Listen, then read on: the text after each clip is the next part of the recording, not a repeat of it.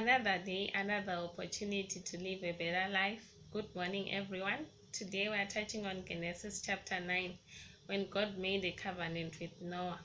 So God double blessed Noah and his family in this chapter. Verse 3 says, "Everything that lives and moves about will be food for you. Just as I gave you the green plants, I now give you everything." When we go back to Genesis chapter 1, we see that God had given mankind only seed-bearing plants on the face of the earth, and every tree that has fruit with seed in it as food.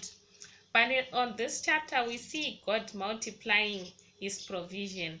On top of the seed-bearing plant, he also gave Noah everything as food.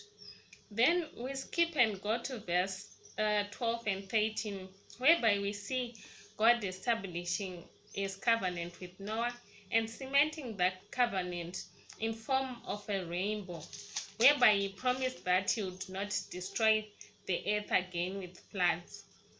Then I'd also like to touch on the last part of this chapter, which is verse 20 and 21, which says, "Noah, a man of the soil, proceeded to plant a vineyard. When he drank some of its wine, he became drunk and lay uncovered inside his tent. Ham, the father of Canaan, saw his father naked and told his two brothers outside." So here we see that Noah was drunk and he was naked. He was in a vulnerable state, in a state of weakness, in a state whereby he needed help. But one of his sons, instead of covering that weakness, instead of covering that vulnerability, he went outside and told his brothers. What do we learn from the story?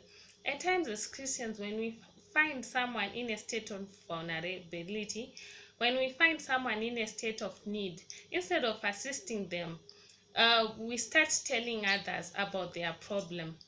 Like, for example, at times when accidents happen, instead of people helping those in need, those injured, you find people taking pictures, taking videos and the like, and spreading the news.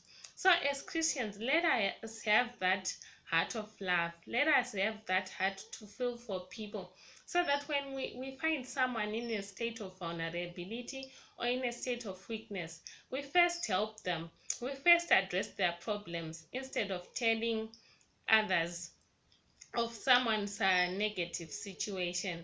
So today, just go out there and shine and make a difference in this world.